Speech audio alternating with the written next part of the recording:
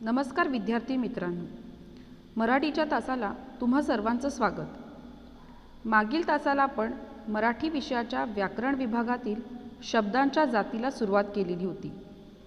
मुलांनो, शब्दांच्या एकूण 8 जाती आहेत. त्यातील नाम म्हणजे काय ह्याचा अभ्यास आपण केलेला आहे. त्यातीलच पुढची जात म्हणजेच सर्वनाम व सर्वनामाचे प्रकार आज आपण बघणार आहोत. मुलांनो, सर्वनाम म्हणजेच वाक्यात आपण अनेक नामे वापरतो. वाक्य उच्चारताना पुन्हा पुन्हा नामाची पुनरावृत्ती टाळून त्याऐवजी काही विशिष्ट शब्दांचा उपयोग आपण करत असतो.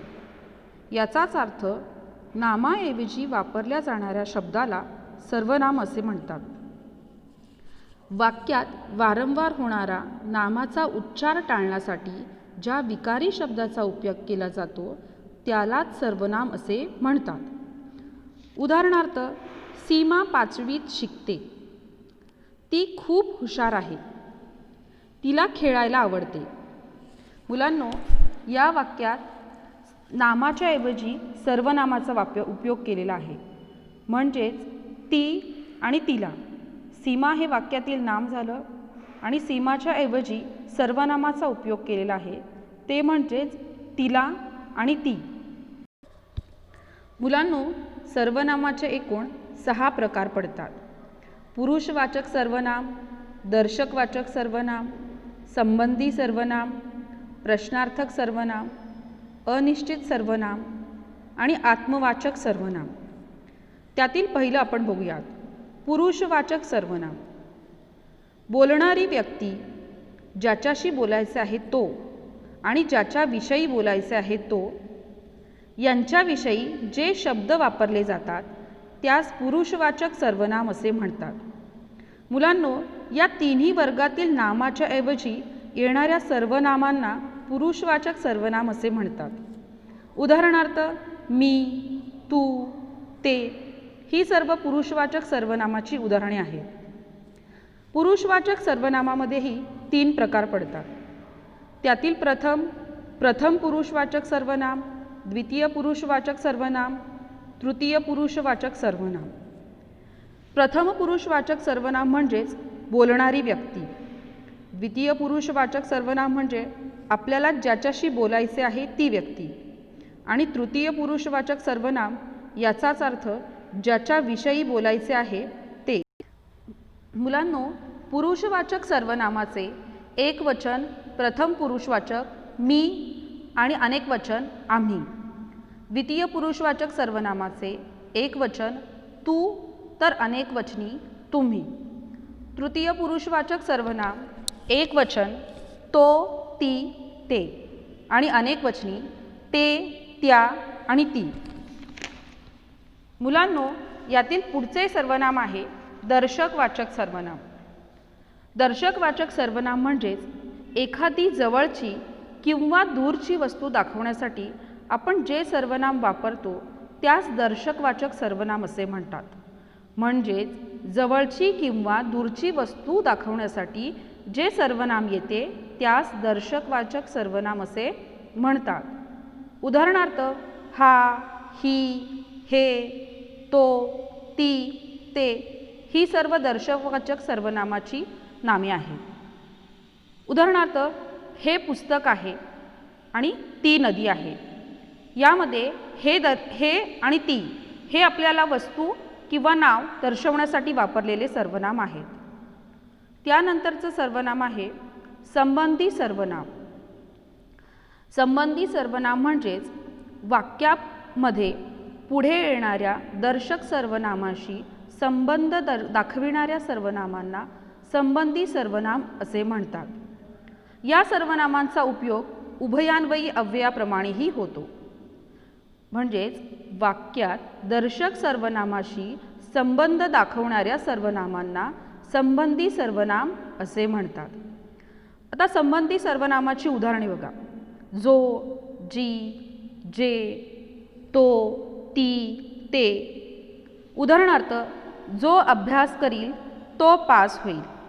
या वाक्यामध्ये जो आणि तो ही दोन्ही सर्वनामे संबंधी सर्वनाम म्हणून आहेत. यावरून आपल्याला कळते की हे संबंधी सर्वनाम आहेत. प्रश्नार्थक सर्वनाम. प्रश्नार्थक सर्वनाम म्हणजेच ज्या सर्वनामाचा उपयोग वाक्यात प्रश्न विचारण्यासाठी केला जातो त्या सर्वनामांना प्रश्नवाचक सर्वनाम असे म्हणतात. अशा वाक्याच्या शेवटी प्रश्नचिन्ह दिलेले असते. म्हणजे ज्या सर्वनामाचा उपयोग वाक्यात प्रश्न विचारण्यासाठी केला जातो त्या सर्व सर्वनामांना प्रश्नवाचक सर्वनाम असे म्हणतात. उदाहरणार्थ कोण, कुठे, काय इत्यादी ही सर्व प्रश्नार्थक सर्वनामे आहेत. कोण गाणे म्हणत आहे या वाक्यामध्ये कोण या शब्दापासून प्रश्न विचारलेला आहे आणि वाक्याच्या शेवटी प्रश्नचिन्ह दिलेले आहे. मुलांनो, त्यापुढील सर्वनाम म्हणजेच सामान्य किंवा अनिश्चित सर्वनाम. मुलांनो, सामान्य किंवा अनिश्चित सर्वनामामध्ये अशा वाक्यातील सर्वनाम हे नेमके कोणत्या नामासाठी आले आहे हे आपल्याला सांगता येत नाही, म्हणून त्यास अनिश्चयवाचक सर्वनाम असे म्हणतात. उदाहरणार्थ कोणी आणि काय. कोणी केले ते माहीत नाही आणि मुठीत काय ते सांग पाहू या दोन्ही वाक्यामध्ये कोणी आणि काय हे आपल्याला निश्चित सांगता येत नाही, म्हणून अशा प्रकारच्या सर्वनामांना अनिश्चितवाचक सर्वनाम असे म्हणतात. त्यापुढचा प्रकार आहे सर्वनामाचा आत्मवाचक सर्वनाम. या सर्वनामात आपण व स्वतः ही दोन सर्वनामे येतात. आपण या सर्वनामाचा अर्थ जेव्हा स्वतः असा होतो तेव्हा ते आत्मवाचक सर्वनाम असते असे म्हणतात. म्हणजेच ज्या सर्वनामाचा अर्थ स्वतः असा होतो त्या सर्वनामांना आत्मवाचक सर्वनाम असे म्हणतात. हे सर्वनाम वाक्याच्या सुरुवातीला कधीच येत नाही. उदाहरणार्थ स्वतः आणि आपण म्हणजे आपण जेव्हा स्वतः असतो तेव्हा त्याला आत्मवाचक सर्वनाम असे म्हणतात. उदाहरणार्थ तू स्वतः कष्ट कर या वाक्यामध्ये स्वतः हे आपल्यासाठी वापरलेलं आहे, म्हणून याला आत्मवाचक सर्वनाम असे म्हणतात. मुलांनो, अशा प्रकारे आज आपण सर्वनाम म्हणजे काय आणि सर्वनामाचे कोणकोणते प्रकार पडतात हे आज आपण बघितले. मुलांनो, आता आपण क्रियापद म्हणजे काय आणि क्रियापदाचे कोणते प्रकार पडतात हे बघणार आहोत. वाक्यातील क्रियापद म्हणजेच वाक्याचा अर्थ पूर्ण करणाऱ्या क्रियावाचक शब्दाला क्रियापद असे म्हणतात. मुलांनो, क्रियापद हे नेहमी नामाचे करणे सांगत असते. याचाच अर्थ वाक्यामधील ज्या विकारी शब्दाने वाक्यातील क्रिया दर्शवली जाते त्या वाक्याचा अर्थ पूर्ण होतो अशा क्रियावाचक शब्दाला क्रियापद असे म्हणतात. उदाहरणार्थ नेहमी खरे बोलावे, त्याने गोष्ट सांगितली. या दोन्ही क्रियापदावरून आपल्याला या वाक्यामध्ये कोणती क्रिया झालेली आहे हे समजते व वाक्याचा अर्थही पूर्ण होतो. मुलांनो, क्रियापदाचे 3 प्रकार पडतात. त्यामध्ये पहिलं आहे सकर्मक क्रियापद, अकर्मक क्रियापद आणि संयुक्त क्रियापद. यातील क्रियापदाचं सकर्मक क्रियापद म्हणजे काय हे आपण पाहूयात.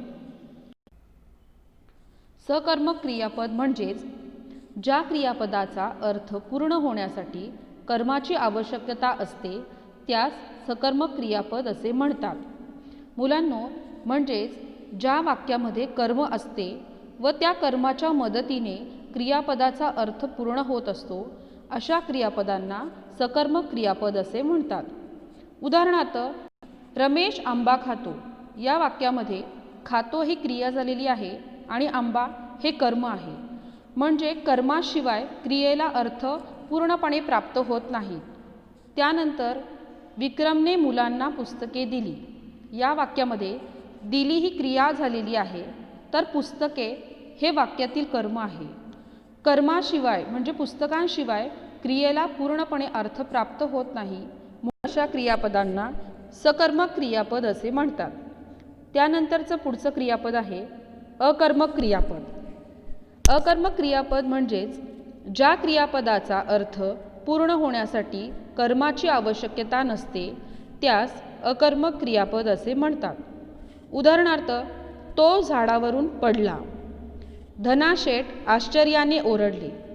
मुलांनो, या दोन्ही वाक्यामध्ये क्रिया कर्माशिवाय पूर्ण होत आहे. पडला व ओरडले या दोन्ही क्रियापदांना कर्माची गरज नाही, म्हणून अशा क्रियापदांना अकर्मक क्रियापदे असे म्हणतात. त्यानंतरचा पुढचा क्रियापद आहे संयुक्त क्रियापद. संयुक्त क्रियापद संयुक्त म्हणजेच जोडलेले किंवा एकत्र. ज्यावेळी दोन क्रियापदे एकत्र येऊन वाक्याचा अर्थ पूर्ण करतात त्यावेळी अशा क्रियापदांना संयुक्त क्रियापदे असे म्हणतात. उदाहरणार्थ, तुला मी चित्र काढायला शिकवीन. या वाक्यामध्ये काढायला आणि शिकवीन ही दोन्ही क्रियापदे आहेत व दोन्ही एकत्र मिळून वाक्याचा अर्थ पूर्ण करतात, म्हणून अशा क्रियापदाला संयुक्त क्रियापद असे म्हणतात. त्यानंतर ती मला वाचवायला धावली होती. या वाक्यामध्ये धावली होती ही दोन्ही क्रियापदे आहेत आणि या दोन्ही क्रियापदावरूनच वाक्याला पूर्ण अर्थ प्राप्त होतो, म्हणूनच अशा प्रकारच्या क्रियापदांना संयुक्त क्रियापद असे म्हणतात. मुलांनो, आज आपण सर्वनाम म्हणजेच काय, सर्वनामाचे प्रकार, क्रियापद म्हणजे काय व क्रियापदाचे कोणकोणते प्रकार पडतात याचा अभ्यास आपण केलेला आहे. धन्यवाद.